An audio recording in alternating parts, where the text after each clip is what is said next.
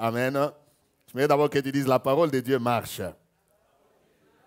Tout ce que nous voyons, eh bien, le Seigneur, comme je le disais le dimanche, le Seigneur a permis que cela soit ainsi. C'est pour que nous, d'aujourd'hui, nous soyons édifiés et que nous prenions l'exemple de ceux qui ont marché avec le Seigneur, que nous puissions aussi l'appliquer dans nos vies de la manière qu'ils ont marché. Dieu n'a pas besoin de continuer à faire, comme on dit dans le monde, à inventer la roue. Amen. C'est déjà écrit. Alléluia. Oh, j'ai dit que c'est déjà écrit. Donc nous devons que prendre, nous aligner avec les principes de la parole de Dieu et nous verrons des choses s'accomplir et se faire dans nos vies. C'est la raison pour laquelle nous parlons. Je crois que chacun d'entre nous peut se dire que j'ai réellement besoin, que ce soit dans ma vie, que ce soit dans ma famille, que ce soit dans mon travail. J'ai besoin de voir s'éloigner l'ennemi et j'ai besoin de voir s'approcher la bénédiction de Dieu. Amen. J'ai besoin de voir l'ennemi s'éloigner. L'ennemi s'éloigner, ça veut dire il peut s'éloigner aujourd'hui. Il part du moins dans les domaines dont j'ai besoin actuellement. Que l'ennemi s'éloigne et bien que je vois la bénédiction de Dieu. Même s'il reviendra encore demain, à moins qu'il revienne avec un autre problème. À moins qu'il revienne avec une autre situation. Amen. Parce que là, ça montre que, du moins, je suis en train d'avancer. Si tu as constamment les mêmes problèmes, les mêmes ennemis, ça veut dire que tu es en train de faire du surplace. Quelqu'un dit Amen. Tu dois avancer et pour avancer, nous avons besoin de la parole de Dieu. Même la prière s'accompagne avec la parole de Dieu. Amen. La foi marche avec la parole de Dieu parce qu'au fait, il faut que ta foi ait un objet, que tu aies un objet de ta foi. Tu crois en quoi? Tu places ta foi ou ta confiance en quoi? Quelqu'un dit Amen. C'est la raison pour laquelle nous parlons de ces principes. Nous avions utilisé la première histoire, nous n'allons plus rentrer là-dedans, de la femme qui avait 2 enfants, 2 fils. Nous n'allons plus rentrer, mais c'est juste dans la suite parce que le Seigneur a beaucoup de choses à nous enseigner, mais du moins dans cette histoire, la fois passée, nous avions parlé du premier principe, le principe de la sensibilité spirituelle. Amen. Sensibilité spirituelle. Ne soyons pas réellement le portrait descriptif des gens du temps de la fin, comme nous l'avons vu, Paul démontrant que dans les temps de la fin, les gens seront insensibles. Et cette insensibilité, ce n'est pas seulement l'insensibilité par rapport à ce qui se passe dans le monde, mais aussi l'insensibilité même par rapport à la présence de Dieu ou à sa parole. Amen. Nous devons nous laisser, nous rendre sensibles et prier. Cette sensibilité s'acquiert par le fait de lire la parole de Dieu, de la mettre en pratique, de prier et de demander la plénitude, constamment la plénitude du Saint-Esprit. Amen. Nous avions vu des exemples là-dessus au sujet de Rebecca et d'Abigaël. Nous n'allons plus rentrer là-dedans. La fois passée, nous parlions du deuxième principe, le principe de l'inclusion spirituelle. Amen. Inclusion spirituelle. Cette femme, la Sunamite, dont il est question, eh bien, elle a eu la victoire, elle a vu l'ennemi s'éloigner parce que tout le monde était inclus, y compris elle. Alléluia.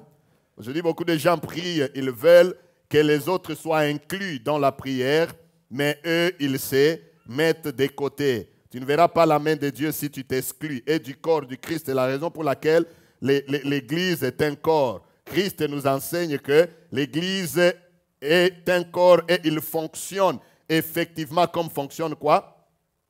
Comme fonctionne quoi? Les corps humains. L'Église, les choses spirituelles, c'est comme les corps. Tu as ta place dans ces corps. Alléluia. Tu as ta place dans le corps de Christ. Alors, nous avons besoin de nous sentir inclus, impliqués. C'est le langage de Dieu lui-même, comme je le disais le dimanche passé. Dieu travaille avec le langage tel que faisons, créons, allons. Amen. Si vous lisez la Genèse, vous serez surpris. Quand il veut aller voir Sodome et Gomorrhe pour confirmer. Il n'a pas dit, allez voir un peu pour moi et venez me dire. Non. Il a dit quoi? Allons voir. Amen. Il a dit, allons voir. Quand il crée l'homme, il dit, faisons l'homme à notre image. Et c'est ça le principe de l'inclusion spirituelle. Ce soir, nous voulons parler du troisième principe, comme je le disais la fois passée, c'est le principe de la bonne gestion spirituelle de nos problèmes. Amen. Est-ce que nous pouvons d'abord le répéter, la bonne gestion spirituelle de nos problèmes? Comment gères-tu tes problèmes? As-tu une gestion spirituelle des situations que tu traverses? As-tu une bonne gestion spirituelle des problèmes qui t'arrivent? Amen. Avant de lire notre fameuse histoire, j'aimerais d'abord nous poser une question. Lorsque quelqu'un comme l'apôtre Paul parle dans Philippiens, si vous pouvez d'abord ouvrir nos Bibles, nous allons rentrer à notre histoire principale, mais si vous pouvez ouvrir avec moi un peu vos Bibles dans Philippiens rapidement, Philippiens chapitre 3, le verset 17.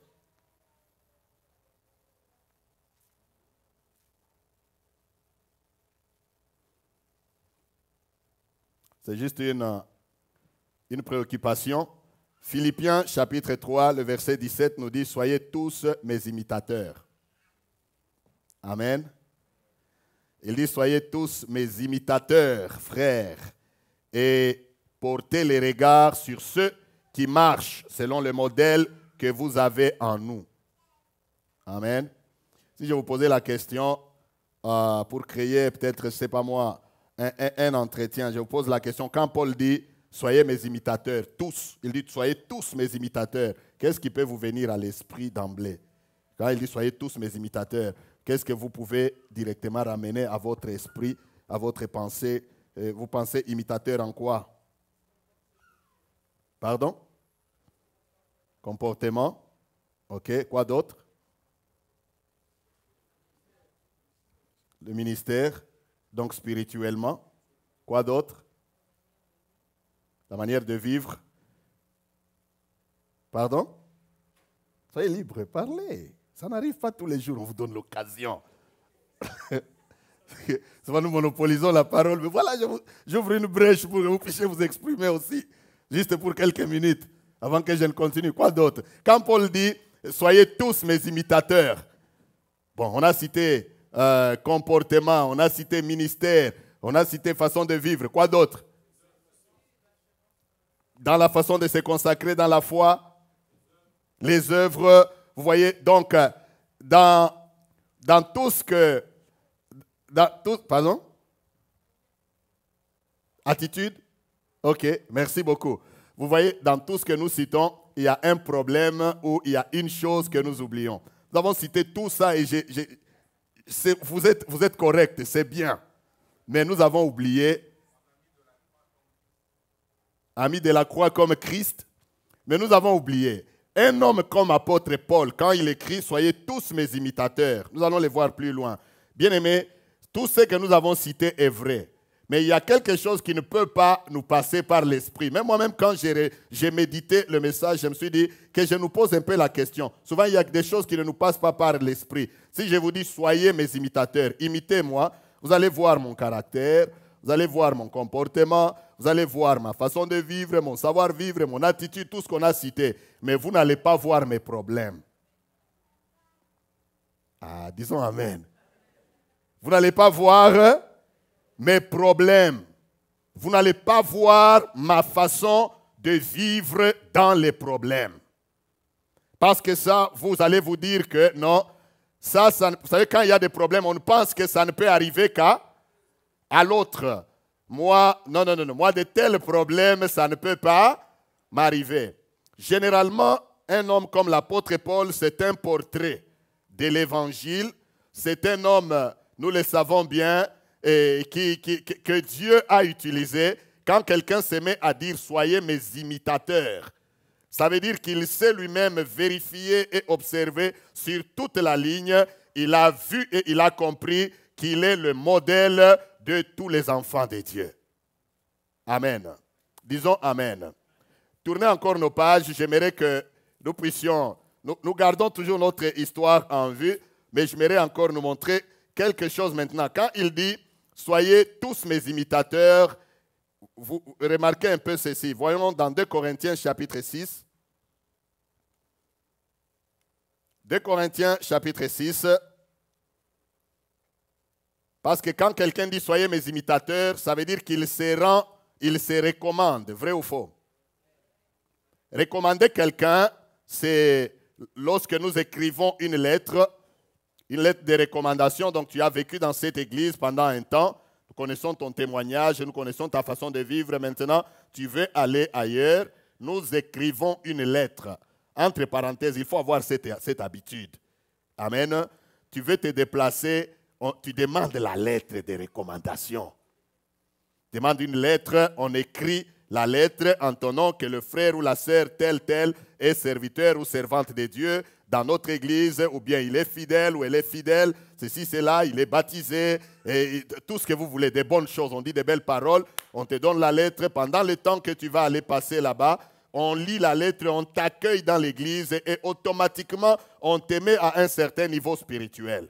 Ça, c'est l'importance de la recommandation. Et ici, dans la Bible, nous voyons l'apôtre Paul qui se recommande lui-même.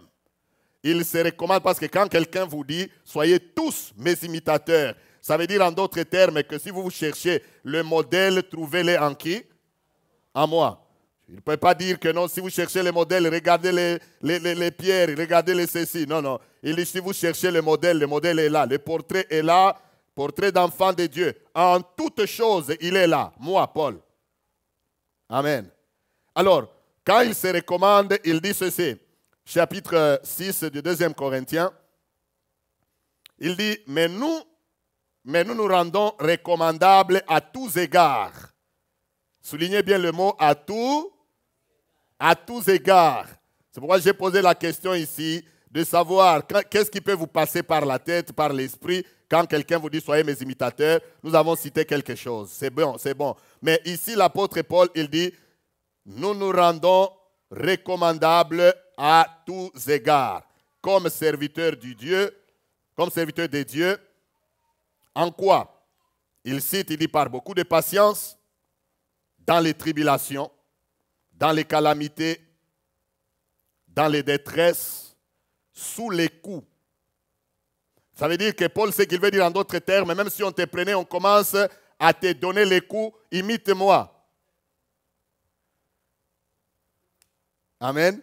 Si Paul a pleuré, pleure comme il a pleuré. Si Paul n'a pas pleuré, il veut dire en d'autres termes que toi aussi ne fais pas quoi? Ne pleure pas, imite-moi. Il dit, nous nous rendons recommandables à tous égards, dans les tribulations, dans les calamités, dans les détresses, sous les coups, dans les prisons, dans les séditions, dans les travaux, dans les veilles, dans les jeûnes. Comment? Par la pureté. Amen. Par la connaissance, par la longanimité, par la bonté, par l'Esprit Saint, par un amour sincère, par la parole de vérité, par la puissance de Dieu, par les armes offensives et défensives, de la justice. Où? Notez bien, ça c'est moi qui ajoute. Où? Nous avons vu en quoi, comment et où. Il dit au milieu de la gloire et de l'ignominie. C'est pourquoi il a dit quelque part que je sais vivre dans l'abondance et je sais vivre dans l'humiliation, dans la disette. De la gloire et de l'ignominie, au milieu de la mauvaise et de la bonne réputation, étant regardé comme imposteur, quoique véridique, comme inconnu, quoique bien connu, comme mourant. Et voici, nous vivons. Regardez. Amen. Il dit étant regardé. Ça veut dire étant considéré. Quand les gens te regardent, ils te considèrent comme mourant. Comment vas-tu réagir par rapport à ça? Paul se dit recommandable. Il dit on nous regarde même comme mourant. Mais voici, nous faisons quoi? Nous vivons comme châtiés, Comme châtier, ça veut dire en d'autres termes, il peut arriver dans la vie d'un enfant de Dieu, un malheur lui arrive, eh bien, tout le monde dit que c'est Dieu qui est en train de faire quoi? De le châtier. N'avez-vous jamais vu ça? Ça existe. Un problème t'arrive, on dit que, voilà, les gens concluent, ils disent que c'est Dieu qui est en train de les punir. Mais malgré ça, Paul se recommande, il dit, dans toutes ces choses, il dit, on nous regarde comme châtiés, quoique non mis à mort, comme attristés, et nous sommes toujours joyeux, comme pauvres, et nous en enrichissons plusieurs, comme n'ayant rien, et nous possédons toutes choses. Amen. J'ai voulu juste nous introduire un peu par ces textes de Paul, pour que nous ayons cela à cœur et à l'esprit. Ça veut dire que ces portraits nous montrent qu'il n'y a point de domaines dans lesquels l'apôtre Paul qui se recommande, dans lesquels il n'a pas souffert, mais quelle a été son attitude et comment a-t-il géré? Amen. Comment a-t-il géré spirituellement ces problèmes? C'est ce qui peut faire qu'il puisse se rendre ou se considérer recommandable. Est-ce que nous pouvons dire Amen? Ta façon de gérer le problème peut dire ou peut pousser quelqu'un à montrer que réellement tu es un modèle, tu es un exemple. Rentrons à notre histoire de la femme de distinction. Amen.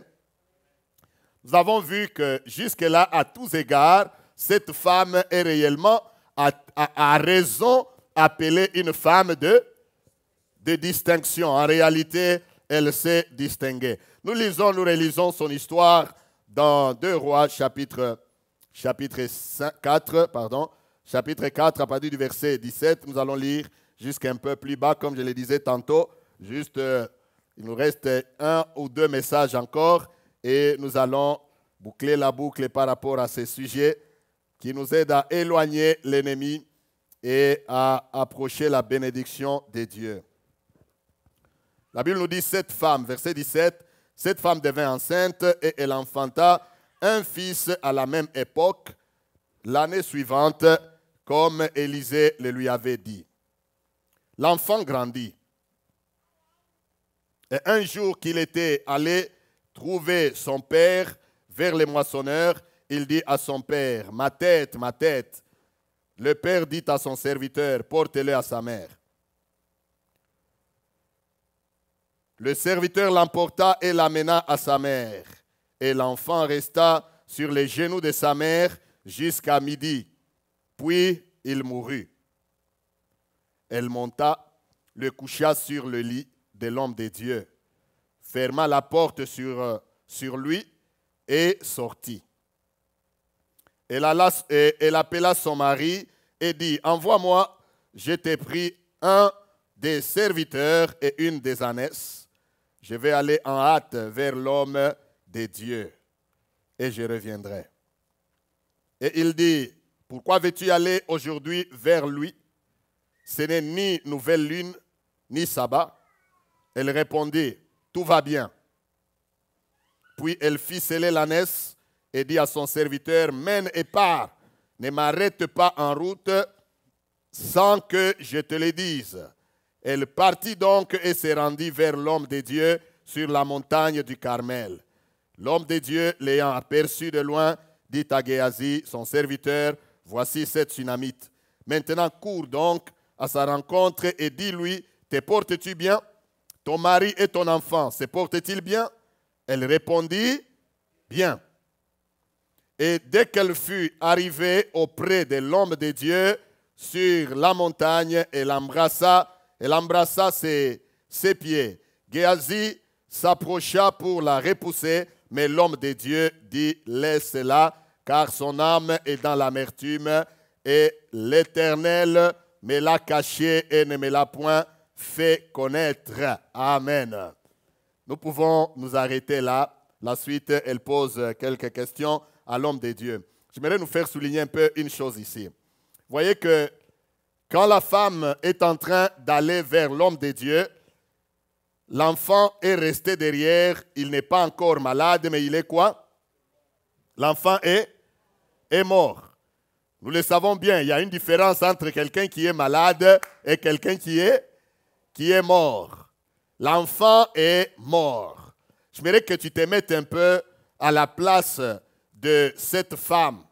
L'enfant, le fils unique qu'elle avait, et elle l'a eu miraculeusement. Elle l'a eu miraculeusement. Elle n'y croyait même plus. Elle n'avait même plus de foi qu'un jour elle pourrait concevoir et donner naissance à un enfant.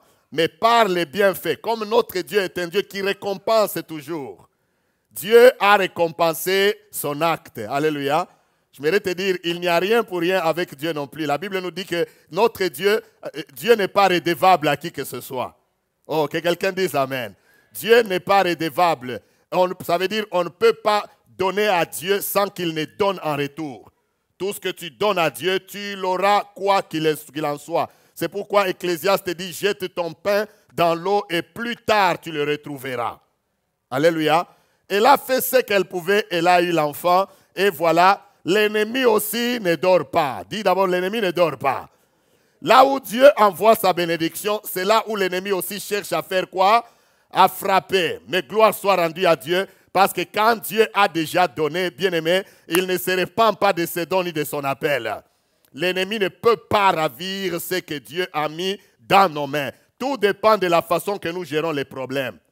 Les problèmes peuvent être là, les problèmes seront toujours là dans la vie de chacun de nous, bien-aimés, de tout genre, toutes sortes de problèmes. C'est la raison pour laquelle j'ai voulu que nous lisions les portraits un peu que Paul nous a donnés. Si je vous posais la question sur le portrait de Paul, pour savoir, Paul avait quel genre de problème? Je vous pose la question, Paul avait quel genre de problème? Paul avait des problèmes de toutes sortes. Amen. Si vous cherchez quelqu'un qui avait des problèmes, ce n'est pas toi, ce n'est pas moi, c'est qui? C'est Paul. Paul avait été réellement un problématique. Paul avait des problèmes. Vous voulez un problème de prison, Paul était prisonnier. Vous voulez un problème juste des gens qu'on a tabassés, Paul avait été tabassé. Vous voulez un problème de je ne sais quoi, Paul était dedans. Mais dans tout ça, il a su gérer ses situations, ses problèmes. Cette femme est appelée femme de distinction, bien-aimée, parce que lorsque nous la considérons, réellement, on voit la personnalité de quelqu'un face au problème. Ah, amen. J'ai dit, on voit la personnalité de quelqu'un lorsque, bien-aimé, même notre foi, ce n'est pas lorsque tout va bien qu'on va savoir que nous avons foi en Dieu.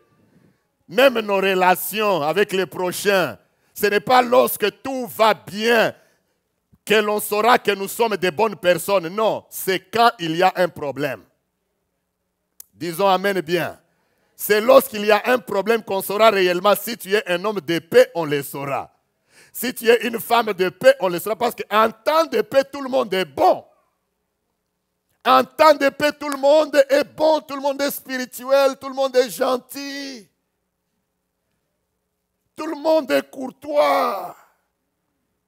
Tout le monde, comme je l'ai dit, tout le monde est oh là là. Comme les anglophones disent, tout le monde est sweet. Sweetheart. Tout le monde est bon quand il n'y a aucun problème. Mais on connaît notre bonté réelle, c'est lorsqu'il y a une épreuve. On connaît notre foi réelle, c'est lorsqu'il y a un problème. On connaît notre attitude véritable, c'est lorsqu'il y a un problème. Regardez cette femme, son enfant, d'abord son mari a juste remarqué que l'enfant n'allait pas bien. Il avait des maux de tête, des migraines, je ne sais pas quel problème. Eh bien, il a pris l'enfant, il l'a envoyé chez qui? Chez sa mère. Donc, comme quelqu'un qui dit, voilà, ce genre de problème, toi, tu es bon pour les gérer. Et il avait raison. Parce que si l'enfant était resté et il était mort dans les bras de son père, l'affaire allait sortir et ça serait compliqué. Quelqu'un dit Amen. L'affaire allait sortir, le papa allait d'abord se fâcher parce qu'il doit arrêter son business. Parce qu'il était dans les champs, n'est-ce pas? Il allait arrêter son business. Le temps de commencer à aller, tout le monde serait alerté. Et on saurait que, vous savez quoi? L'unique fils que Dieu avait donné à cette famille-là, il est quoi? il est mort. Les gens allaient directement venir avec des propositions. Vous savez, vous connaissez l'histoire de Jairus, n'est-ce pas? Vous connaissez l'histoire de Jairus? Vous voyez un peu l'attitude, nous n'avons pas le temps de lire, l'attitude des gens de ce temps-là. Quand Jairus est allé voir le Seigneur, sa fille est restée faire quoi? Sa fille est restée mourir. La fille est morte. Vous vous rendez compte, les gens font déjà des programmes avant même que le papa de l'enfant ne rentre. Parce que quand il est venu avec Jésus, il les a trouvés, eh bien, ils ont dit, d'ailleurs, ils ont même suivi Jairus, si vous lisez, je pense, ils lui ont dit, n'importune plus le maître. L'enfant est, comme pour dire que c'est fini, laisse Jésus aller, toi viens, on organise le deuil, on part enterrer bien. Vous comprenez ce que je veux dire? Donc, si l'affaire était sortie, tout le monde va prendre cette affaire et tout le monde va courir avec ça. Tout le monde va commencer à parler. Tout le monde va commencer à donner les idées. Oh, c'est vrai ou ce n'est pas vrai? Quand il y a un problème, bien aimé, l'attitude la plus capitale, c'est le calme. Quelqu'un dit le calme. L'attitude qu'il faut, c'est de garder le calme. Le calme, c'est dans les termes vulgaires. Mais la parole de Dieu parlerait de quoi? La parole de Dieu parlerait de la maîtrise de soi. Oh, disons Amen. Quel que soit le genre de problème, la meilleure attitude pour quelqu'un qui veut la solution à son problème, quelqu'un qui veut voir que l'ennemi doit s'éloigner, doit d'abord avoir une attitude calme. La maîtrise de soi, c'est le fruit de l'esprit. Galates 5, 22, le dernier là, c'est ça, la maîtrise de soi. Alléluia. Vous verrez que c'est très difficile et compliqué d'avoir. La maîtrise de soi, c'est le contraire de l'agitation. Presque dans tous les miracles que le Seigneur Jésus a opérés, vous verrez qu'il y avait tendance à l'agitation dans la foule. Vous êtes avec moi? Il y avait tendance, la foule avait tendance à être agitée. Quand Jésus multiplie les pains, par exemple, il multiplie les pains, vous voyez quelqu'un qui leur dit, il dit aux disciples de les ranger, de les mettre par rangée de 50 et de 100. Qu'ils s'asseyent d'abord. Faites-les asseoir. Vous avez lu ça, n'est-ce pas? Jésus leur a dit, faites quoi? Faites-les asseoir. Parce qu'il savait que pour faire asseoir quelqu'un qui a faim, ce n'est pas facile. Mais c'est vrai. Vous verrez, surtout quand il y a la foule, on dit, ok, asseyez-vous, asseyez-vous, vous allez manger, asseyez-vous, asseyez-vous. Je pense que la faim, quelqu'un peut s'asseoir, eh bien, à un certain moment, vous le voyez, il est assis, et automatiquement encore, il fait... De nulle part, il va se lever parce que ça ne va pas. Il veut voir où est-ce qu'il va. Est-ce qu'il va manger? Si on distribue ceux qui sont devant, il veut savoir si ça va arriver encore jusqu'à lui. Tous les miracles que le Seigneur a fait, vous allez voir, il y a un peu un caractère d'agitation, peut-être vers la foule ou bien vers les gens qui avaient le problème. Le temps nous manque, les exemples sont les gens. Regardez l'exemple de la sœur, des deux sœurs, Marthe et Marie, avec leur frère Lazare. Regardez le langage, que je pense c'est Marthe qui avait tenu à Jésus.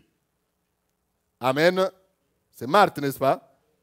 Regardez le langage qu'elle a tenu à Jésus. Elle lui dit, Seigneur, si tu avais été là, mon frère ne serait pas mort. En d'autres termes, c'est pour dire quoi, Jésus? C'est trop tard.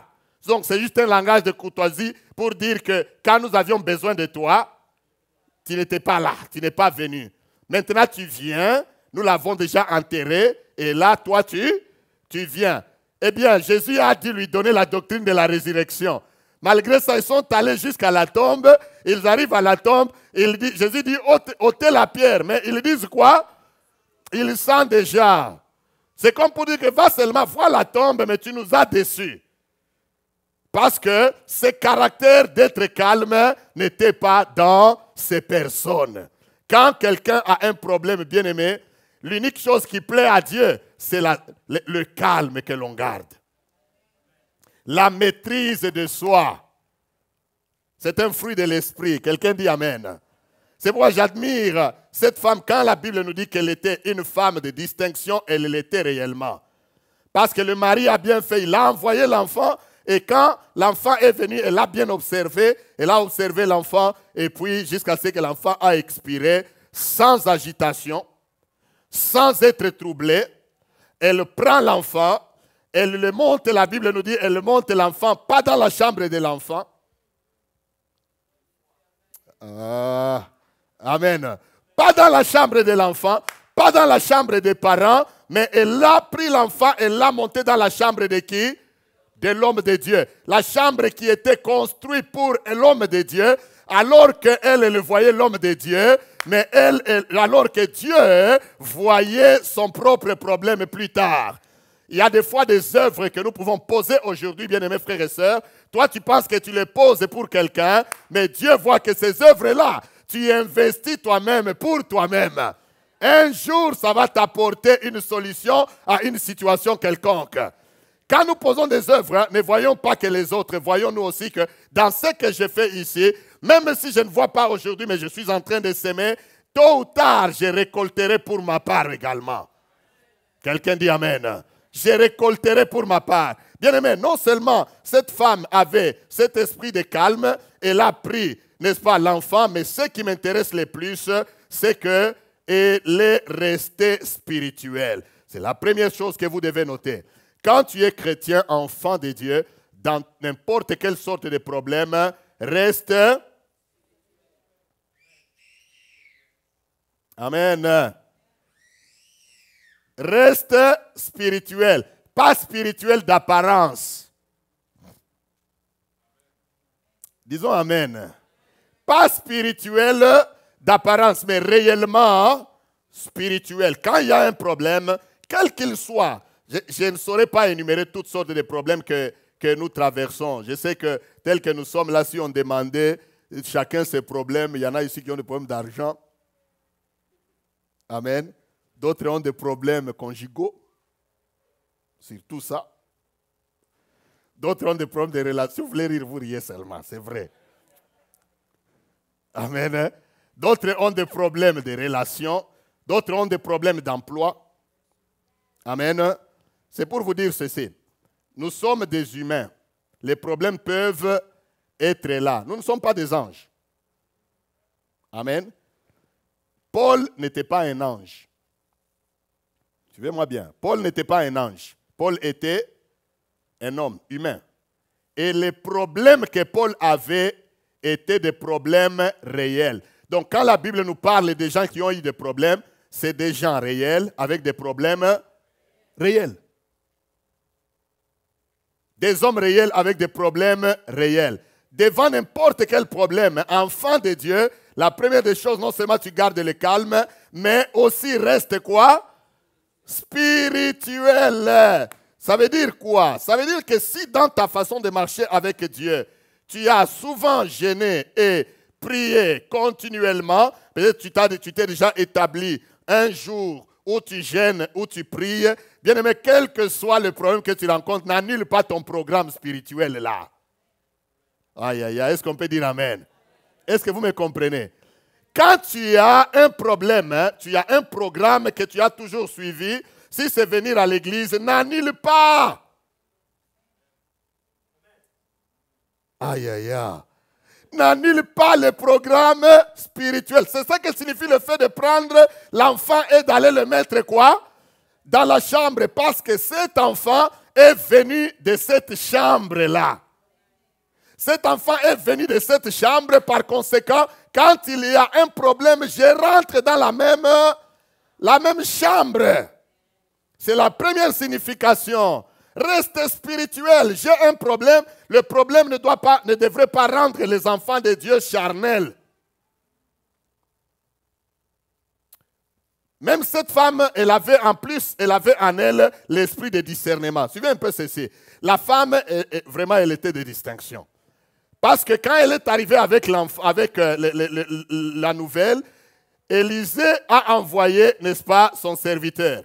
Le serviteur l'a rencontré avant qu'elle ne rencontre Élisée. Vous êtes avec moi? Il la rencontre, il lui pose la question. Tout va-t-il bien avec ton mari, avec ta maison, avec ton enfant? Elle a dit quoi? Bien. Parce qu'elle savait qu'elle ne venait pas pour voir qui Géasi.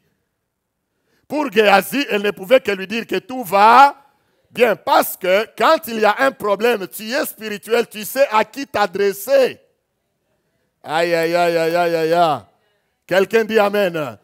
Quand il y a un problème, quel qu'il soit, bien-aimé, sache à qui t'adresser. En plus du calme, en plus du fait que tu restes spirituel, sache à qui adresser le problème. Beaucoup de gens aggravent leur situation parce que leur problème, non seulement ils cessent d'être spirituels, mais en plus, ils disent à qui veut l'entendre.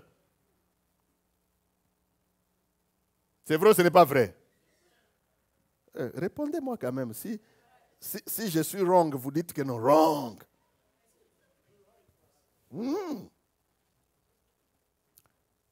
Amen. Il faut savoir, dans la vie de chacun de nous, il peut y avoir des Géasi et des Élisée. Aïe, aïe, aïe, aïe, aïe. Ta vie est entourée de Géasi et des... Les Géasi sont juste des gens, nous les verrons même plus tard. Les Géasi sont juste des gens qui viennent, hein, même qu'on les ait envoyés, qu'on ne les ait pas envoyés, il ne va ni intercéder, il ne va ni rien faire. Son problème, c'est seulement de savoir si tout va bien. Et il vient seulement, est-ce que ça va avec toi? Ça va avec ton mari? Ça va avec ton enfant? Eh bien, c'est tout. Il n'a ni solution ni quoi. Vous le voyez plus tard quand vous lisez cette histoire, n'est-ce pas? Géasi n'a pas de solution. Aïe, aïe, aïe, aïe, aïe. Amen. Géasi, dis d'abord à quelqu'un que Géasi n'a pas de solution. Géasi, là, Géasi n'a pas de solution. C'est pourquoi la femme a dit, vraiment, elle était stratège. Elle lui a dit, non, tout va bien. Elle l'a fait passer de côté. Elle est allée dire, je n'ai rien à voir avec toi. J'ai à voir vis-à-vis avec qui? Avec l'homme de Dieu. C'est quand elle est arrivée devant l'homme de Dieu qu'elle s'est fait quoi? Elle s'est jetée par terre. Et l'homme de Dieu s'étonne et dit, oh, elle a un problème et Dieu me l'a caché jusqu'ici. Amen. Parce que sa façon de gérer cette affaire, bien-aimée, c'est une gestion spirituelle de son problème et cela a apporté la solution d'une manière facile et claire. Quelqu'un dit Amen. Il n'y a rien qui soit compliqué devant Dieu. Tout c'est nous. Que ce soit dans nos problèmes conjugaux, nos problèmes même avec les enfants, nos problèmes, c'est pas moi, d'église, nos problèmes de santé, même le problème que tu as pendant ce temps-là que je suis en train de parler. Bien aimé, sache qu'il y a Géasi, il y a Élisée. Reste spirituel. Parce que beaucoup de gens, quand ils voient l'accumulation des problèmes, comme nous l'avons lu avec Paul là, vous avez vu l'accumulation des problèmes? Vous avez vu avec Paul, vous voulez que nous religions ça? Vous avez vu l'accumulation? Quelqu'un dit accumulation. Vous savez, des gens comme les Paul là, il a un problème avant qu'il ne soit résolu, un autre s'ajoute. Pendant qu'on cherche la solution à celui-là, un autre s'ajoute. Paul avait des problèmes, on dit à la cour ou en cour? À la cour, c'est ça? Cour de justice. Hein? Les Français vous fuient. Des problèmes à la cour. Ok, merci, à la justice. Amen. Donc, en d'autres termes, Paul avait des problèmes juridiques. C'est ça, en un mot, n'est-ce pas? Problème, il avait un dossier. Donc, casier judiciaire, Paul était rempli. Il a un casier rempli. Il a un problème avec la justice. Ok, vous suivez un problème de santé, Paul l'avait. C'est vrai ou ce n'est pas vrai? Il avait un problème de santé. Paul a une situation, on dit toujours que, bon, on suppose, il avait une écharde dans le corps. On ne sait pas c'était quoi. Il y en a qui disent que peut-être il avait un problème des yeux, d'autres disent que peut-être il avait un problème de dos, donc de malformation. D'autres, on dit n'importe quoi, beaucoup de choses. Mais la Bible ne nous dit pas. La Bible nous dit il avait un ange de Satan pour le souffleter, le dit lui-même. Amen. Et il a prié plusieurs fois. Pour toute réponse, Dieu lui a dit quoi? Ma grâce te suffit. Donc, toutes sortes de problèmes, Paul les avait. des problèmes de manque d'argent, Paul en avait.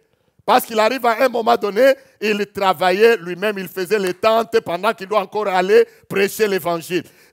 En plus de tout cela, des problèmes d'église. Plus tu ouvres les églises, plus tu as mis les problèmes. Paul en avait. Et les églises, les églises, c'est un problème.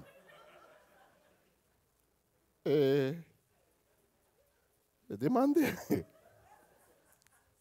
Amen. Le problème d'église. Paul en avait. C'est pourquoi vous voyez que nous lisons beaucoup de lettres que Paul a écrites. Il écrit aux Corinthiens. Donc, Olivier, pendant qu'il est là, en prison, tu es en prison, on vient, on te soumet les problèmes.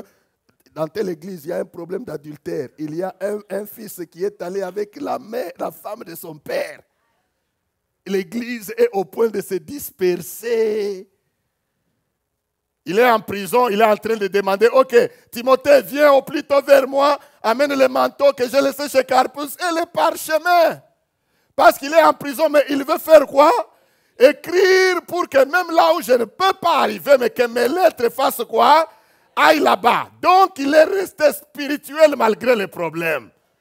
C'est la raison pour laquelle nous les lisons, il est toujours bon. Il est libre, il est bon. Il est en prison, il est très bon même. Waouh! Si c'était quelqu'un de ce siècle comme aujourd'hui, là, il est en prison, il a écrit quelque chose. Merci. Même nous, là, on te met en prison, on te dit écris quelque chose à ceux qui sont dehors. Tu vas terminer toute ta misère.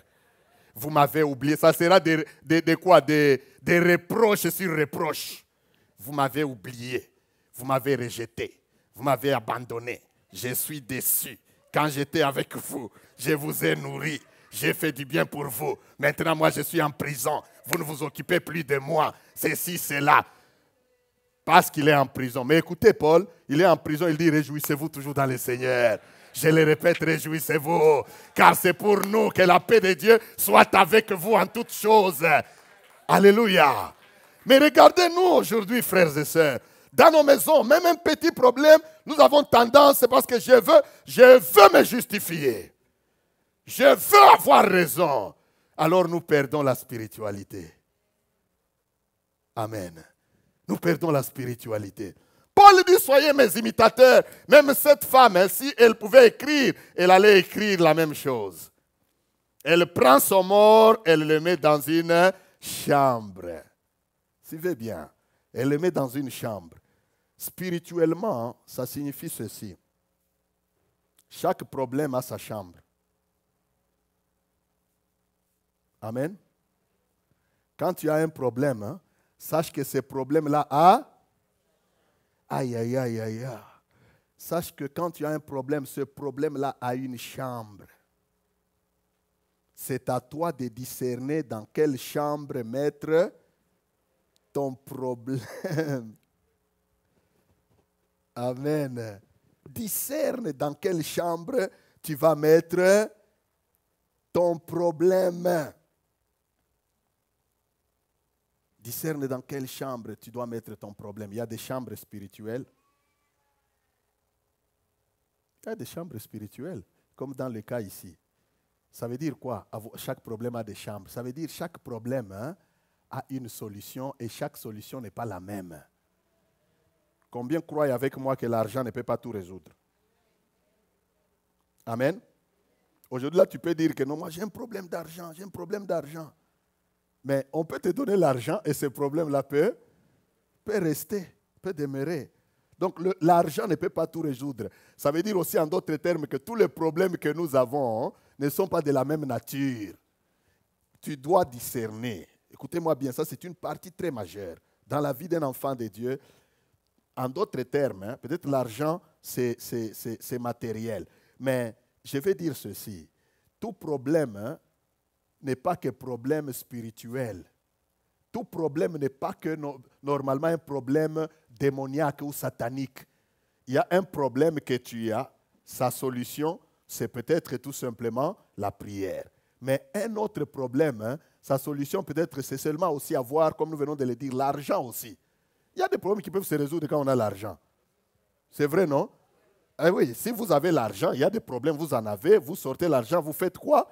Vous résolvez les problèmes. Ça ne nécessite pas que vous puissiez gêner, vous perdez le temps. Si tu as l'argent pour résoudre certains problèmes, résous-les. Amen. Mais d'autres problèmes, tu peux avoir l'argent, mais ça te demande d'aller faire quoi? D'aller prier. Tu prends...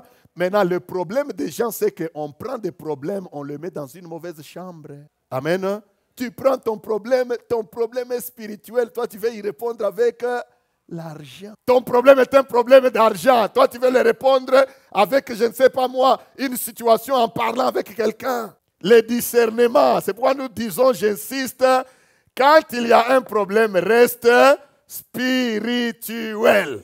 Et sache qu'à côté de toi, il y a des Géasi, il y a des Élisée. Il y a des gens qui ont des solutions, il y en a qui n'en ont pas. Même si tu leur dis comment, ils ne trouveront pas de solution. Quand nous avons une situation, restons spirituels et beaucoup plus, c'est pour terminer, bien-aimés, restons positifs, parlons la parole de Dieu. Même devant la mort, parlons que tout va bien, parce qu'il sait, elle savait celui en qui elle a cru. Des fois, le diable nous prend au mot. La situation est morte, toi-même tu commences déjà à déclarer la mort et à confesser la mort et l'ennemi achève davantage. À supposer que la femme là était arrivée, elle arrive en pleurant déjà, Géasi la rencontre. Donc, Géasi, dès qu'il la rencontre, il sait déjà en pleurant que il allait dire, l'enfant est mort. Il allait directement seulement confirmer et l'affaire serait davantage encore avec des tournures.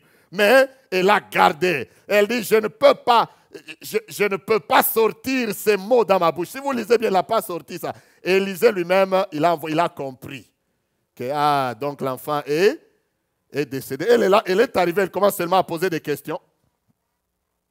Et je demandais un fils à mon Seigneur. N'ai-je pas dit, ne me trompe pas? Et Élisée dit à Géasi, Saint-Terrain prend. Elle n'a pas dit que l'enfant que tu as prié pour l'enfant, maintenant l'enfant est mort, il a prié. Non, non. Elle dit, elle pose seulement. Et je demandais. Donc Élisée a directement compris. C'est comme un langage codé. Bien-aimé, Dieu nous sauve et il circoncis nos langues. Amen. Dieu nous sauve et il circoncis nos langues, notre façon de parler. Il y a des gens qui aggravent leurs problèmes seulement par leur propre langage. Même dans les relations, dans les familles, il y a un petit problème qui peut se résoudre si tu gardes le calme et la maîtrise de soi. Mais comme tu es trop pétrolier, vous comprenez ce que je veux dire? Ça veut dire qu'un petit feu, ça fait quoi? Pouf. Alors que c'est un problème qu'on peut résoudre avec la maîtrise de soi. La Bible nous dit souffrez un peu d'injustice. Amen. Amen. Notre temps est parti. Amen. Notre temps est parti. Mais je crois que nous avons compris l'essentiel. Comment gères-tu tes problèmes?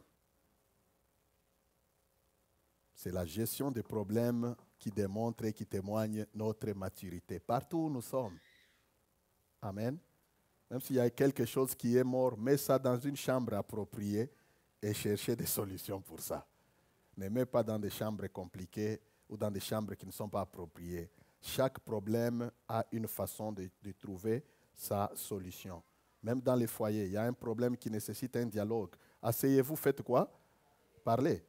Il y a un problème qui nécessite la prière. Allez ensemble dans la prière. Il y a un problème qui nécessite juste le dialogue et vous arrangez l'affaire de l'argent. Vous vous asseyez, vous arrangez ça. Dites Amen. Il y a un autre problème qui demande tout simplement l'humilité, qui demande seulement un mot, pardon. Vous vous asseyez, tu dis pardon. L'affaire est finie. Il y a d'autres problèmes qui demandent seulement que tu changes de système, que tu changes d'attitude. D'autres demandent seulement que tu changes de caractère. Peut-être tu étais quelqu'un qui n'aidait pas, tu prends la décision de commencer à faire quoi? À aider. Et la solution est trouvée. C'est pourquoi j'ai dit mettre chaque problème dans sa chambre. Parce que là où toi, par exemple, on attend que tu dises pardon, toi, tu continues à prier. Amen. À lier les démons, à faire ceci, tout, ce n'est pas ça qu'on cherche. Même Jésus a dit avant d'aller prier, résoudre les problèmes qu'il y a. Donc même Jésus comprenait que tout problème ne peut pas être résolu que par la prière. Amen. Que Dieu nous aide. Que Dieu nous bénisse. Amen.